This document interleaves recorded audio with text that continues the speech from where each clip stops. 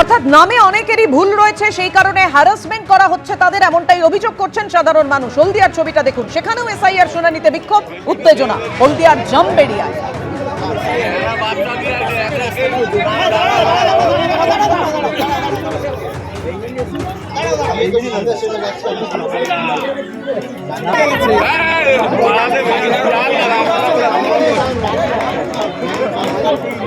যদিও এই ছবিতে দেখা যাচ্ছে পুলিশকে কথা বলতে সাধারণ মানুষের সঙ্গে মানিক মোড়ে যখন রাস্তা অবরোধ করেন এলাকাবাসী।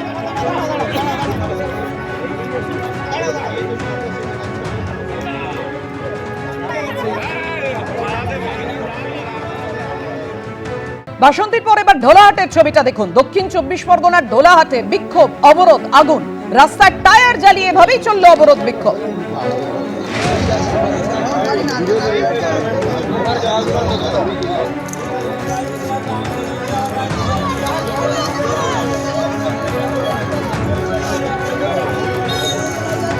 এসআইআর শুনানিতে আবারও সেই হয়রানির অভিযোগ তুলল সাধারণ মানুষ।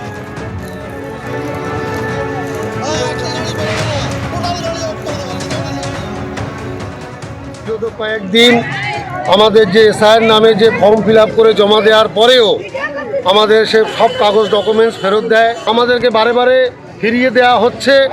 আমরা আমাদের প্রতিবেশী গ্রামে একটা আবাদ ভগবানপুরে একটা ছেলে মারা গেছে, আমরা প্রত্যেকে আতঙ্কে আছি যে এইভাবে যদি আমাদের চলতে থাকে আমাদের সমাধান কোথায়?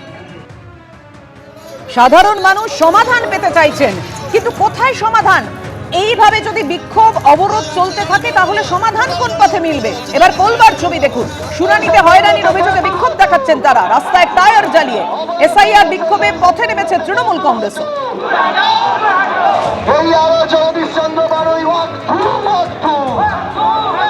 স্থানীয় মানুষজন এসআইআর শুনানিতে গিয়ে হয়রানির মুখে পড়েছেন, সেই অভিযোগ তুলে তারা বিক্ষোভ দেখাচ্ছেন। অন্যদিকে তৃণমূল কংগ্রেস তারাও বিক্ষোভে নেমেছেন। ফর্ম 7 এর মাধ্যমে ভোটারদের নাম বাদের চেষ্টার অভিযোগ তুলেছেন তারা। পোলবার আলীনগরে পথ অবরোধ করেছে তৃণমূল। একদিকে সাধারণ মানুষ এসআইআর শুনানিতে গিয়ে তারা হয়রানির মুখে পড়েছেন, বিক্ষোভ দেখাচ্ছেন তারা। অন্যদিকে তৃণমূল কংগ্রেসও তারা অভিযোগ করছেন ফর্ম 7 এর মাধ্যমে ভোটারদের নাম বাদের চেষ্টা করছে বিজেপি। এই অভিযোগ তুলে তারা পোলবার আলীনগরে পথ অবরোধ করেছে।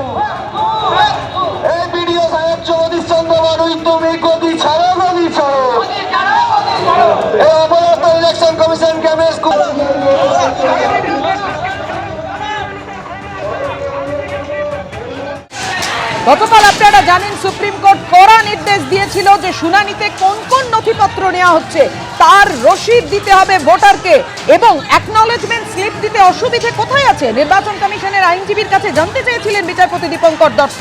অর্থাৎ অ্যাকনলেজমেন্ট স্লিপ যে দিতে হবে সেটা একেবারে স্পষ্ট হয়েছিল গতকাল সর্বোচ্চ আদালতের নির্দেশে। কিন্তু তারপরেও পরিস্থিতির বদল হলো না। আজকে কেন এই পরিস্থিতি তৈরি হলো? অ্যাকনলেজমেন্ট স্লিপ দিতে অসুবিধে কোথায় হচ্ছে, কোথায় বাজছে? কথা বলবো, আমাদের সঙ্গে রয়েছেন আমাদের প্রতিনিধি হিন্দল দে। হিন্দল, একেবারে এই প্রশ্নটাই কিন্তু করেছিলেন শুনানিতে আসা সেসব মানুষজন। তারা বলছেন যে তাদেরকে কোনো রকম অ্যাকনলেজমেন্ট স্লিপ দেওয়া হচ্ছে না। কেন দেওয়া হবে না তার কিন্তু কোনো সদুত্তর তারা দিতে পারেননি, তেমনটাই কিন্তু অভিযোগকারীদের অভিযোগ। এবং তখনই কিন্তু বাকবিতণ্ডা শুরু হয় সেই সময় যারা এসআইআর প্রক্রিয়ার জন্য যেসব আধিকারিকরা ছিলেন তাদের সঙ্গে। এবং তারপরেই কিন্তু ধাক্কাধাক্কির পরিস্থিতি এবং তাণ্ডব দেখা গিয়েছে কিছুক্ষণ আগেই বাসন্তীতে। এবং সেখানে কিন্তু রীতিমতো ভাঙচুর, একেবারে রাস্তা অবরোধ, টায়ার জ্বালিয়ে। এবং এই পরিস্থিতিতে সেই সামাল দেওয়ার জন্য পুলিশ কার্যত প্রথম ক্ষেত্রে একেবারে ব্যর্থ হয়। পুলিশের সামনেই গোটা প্রক্রিয়া চলে। তখনই কিন্তু বেশ কয়েকজন তৃণমূলের নেতা কর্মী যারা পঞ্চায়েত সমিতির সঙ্গে যুক্ত তারা এসে কিন্তু সেই যারা এই বিক্ষোভ দেখাচ্ছিলেন তাদেরকে সরানোর চেষ্টা করলে তাদের সঙ্গে হাতাহাতির পরিস্থিতি, মারামারি পরিস্থিতি তৈরি হয়। এবং এই পরিস্থিতি দেখে উত্তেজনা একেবারে চরমে গিয়ে পৌঁছে। এবং এই পরিস্থিতি সামাল দেওয়ার জন্য বিশাল সংখ্যক পুলিশ, এসডিপিও ক্যানিং এর নেতৃত্বে বারুইপুর পুলিশ জেলার পুলিশ সেখানে পৌঁছেছে। আপাতত সেই পরিস্থিতি খানিকটা শান্ত হলেও এখনো পর্যন্ত কিন্তু নতুন করে যে শুনানি প্রক্রিয়া শুরু হবে তা কিন্তু আইনিতে আলাপ আলোচনা চলছে। বিশাল সংখ্যক পুলিশ সেখানে মোতায়েন করা হচ্ছে। কিন্তু এই মোতায়েন যখন পুলিশ হচ্ছে তার পর্যাপ্ত পুলিশ কেন তৈরি হলো, কেনই বা অ্যাকনলেজমেন্ট স্লিপ দেওয়া হলো না, সেই সব প্রশ্নগুলোই কিন্তু সব বড় হয়ে দাঁড়াচ্ছে। এবং সেক্ষেত্রে নির্বাচন কমিশনের কাছে কি, নির্বাচন কমিশনের যারা সেখানে প্রতিনিধি রয়েছেন যেখানে এই শুনানি প্রক্রিয়া চলছে, তারা কেন এখনো স্লিপ দিতে পারছিলেন না বা কি কারণে এই ঘটনা ঘটলো সেই বিষয়ে কিন্তু এখনো পর্যন্ত কোনো সদুত্তর তাদের তরফ থেকে পাওয়া যায়নি। কিন্তু পরিস্থিতি একেবারে হাতের বাইরে বেরিয়ে গিয়েছিল, যেই পরিস্থিতিকে বর্তমানে কিছুটা শান্ত করা গেলেও এখনো কিন্তু রীতিমতো বিভিন্ন জায়গায় উত্তেজনা রয়েছে খানিকটা। সেই কারণে বিশাল সংখ্যক পুলিশ মোতায়েন রয়েছে যাতে নতুন করে আবার উত্তপ্ত পরিস্থিতি তৈরি না হয়। পাপিয়া, হিন্দল, তুমি আমাদের সঙ্গে থাকো। 15 তারিখ উত্তর দিনাজপুরের চাকুলিয়াতেও বিডিও অফিসে ব্যাপক তাণ্ডব চালানো হয়। ভাঙচুর থেকে আগুন, বাদ যায়নি কিছুই, কার্যত ধ্বংসস্তূপে পরিণত হয় বিডিও অফিস। আর আজ বাসন্তী,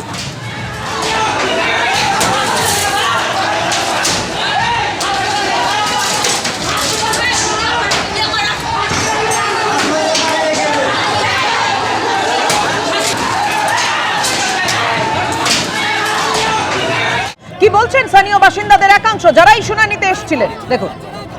10টা নাম এসছে, এসটি কোটার নাম 10টা বাদ এসছে। একদম ধরে ধরে মুসলিম সংখ্যাগরিষ্ঠ এরিয়াগুলো সেইগুলো ধরে ধরে এনআরসি করে পরিষ্কার করে তাদের মানে পরিষ্কারভাবে তাদের ডাকা হচ্ছে। এবার পরে ওরা বাদ চলে যাবে, ওরা এনআরসির খাতায় যাবে, কি ওদের পরে নামগুলো বাদ চলে যাবে। বিভিন্ন রকম একটা অসহযোগিতা, একটা মানে সাম্প্রদায়িকের উপরে নির্মমভাবে অত্যাচার চালিয়ে যাচ্ছে, যেটা কেন্দ্রের যেটা বিজেপি সরকার যেভাবে চালিয়ে যাচ্ছে সেটা তারা আমরা ধিক্কার জানাই। একসঙ্গে পরপর 3টি ছবি আপনাদের সামনে রাখবো। কি কারণে? কারণ ফরাক্কা চাকুলিয়ার পর বিক্ষোভের যে ছবি, তাণ্ডবের যে ছবি দেখা গেল বিডিও অফিসে, সেটা যে কিছুতেই থামানো যাচ্ছে না সেই ছবি দেখুন। ফরাক্কা চাকুলিয়ার পর আজ বাসন্তী, ফের শুনানি কেন্দ্রে তাণ্ডব। এসআইআর চলাকালীন আইন শৃঙ্খলা রক্ষায় সুপ্রিম কোর্টের কড়া বার্তার পরও থামছে না তাণ্ডব।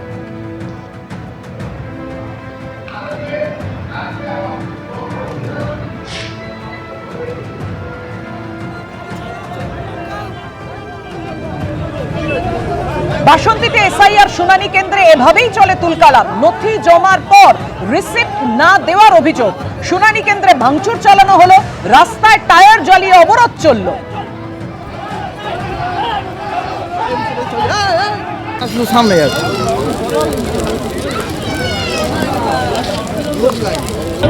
দেখছেন রাস্তায় টায়ার জ্বালিয়ে কিভাবে অবরোধ করছেন স্থানীয় মানুষজন, যারা এসআইআর শুনানিতে এসে হয়রানির মধ্যে পড়েছেন বলে অভিযোগ করছেন। কিন্তু গতকাল আপনারা জানেন কড়া নির্দেশ দিয়েছিল সর্বোচ্চ আদালত। পর্যাপ্ত কর্মী ও পুলিশ মোতায়েনের বিষয়টি নিশ্চিত করতে হবে ডিএমদের, ডিজিপি কেও নিশ্চিত করতে হবে যে কোথাও যেন আইন শৃঙ্খলার পরিস্থিতির অবনতি না হয়। তারপরেও আজকে এই ছবি।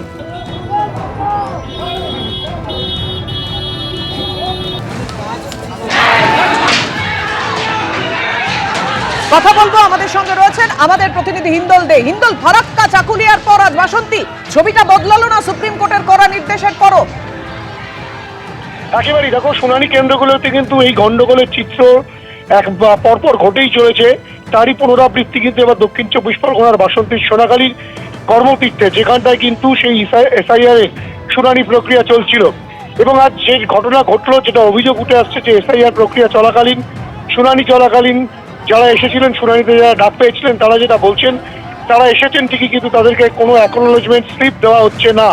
তারা যে এসেছেন, তারা যে যেসব তথ্য জমা দিয়েছেন, তারপরেও তাদেরকে কোনো রকম কোনো স্লিপ দেওয়া হবে না। এই নিয়েই কিন্তু প্রথমে বাকবিতণ্ডা এবং তারপরে পরিস্থিতি এমন একটা জায়গায় গিয়ে পৌঁছয় যে ভাঙচুরের ঘটনা পর্যন্ত ঘটে। তুমি দেখতেই পাচ্ছ যে চেয়ার টেবিল বিভিন্ন দিকে ভেঙে চলে ভাঙাচোরা অবস্থায় পড়ে রয়েছে এবং রীতিমতো উত্তপ্ত পরিস্থিতি তৈরি হয়। যারা আধিকারিক ছিল তাদের সঙ্গে ধস্তাধস্তির পরিস্থিতি তৈরি হয় এবং এক প্রকার টায়ার জ্বালিয়ে বিক্ষোভ প্রদর্শন পর্যন্ত করেন এসআইআর এ যারা ডাক পেয়েছিলেন, শুনানিতে যারা ডাক পেয়েছিলেন তারা। এবং এই পরিস্থিতিতে পুলিশ এসে তাদেরকে সরানোর চেষ্টা করলে পুলিশ কার্যত প্রথম ক্ষেত্রে ব্যর্থ হয় এবং তখন স্থানীয় পঞ্চায়েত সমিতির যারা ছিলেন তারা, অর্থাৎ কিনা তৃণমূলের কর্মী সমর্থক কয়েকজন নেতা, তারা কিন্তু তাদেরকে সরানোর চেষ্টা করলে অবরোধকারীদের সঙ্গে তাদের কিন্তু হাতাহাতি, ধস্তাধস্তি, মারামারি পরিস্থিতি তৈরি হয়। তুমি দেখতেই পাচ্ছ। কিন্তু কেন এই পরিস্থিতি এতটা উত্তপ্ত হয়ে উঠল? এবিপি আনন্দ এগিয়ে থাকে, এগিয়ে রাখে।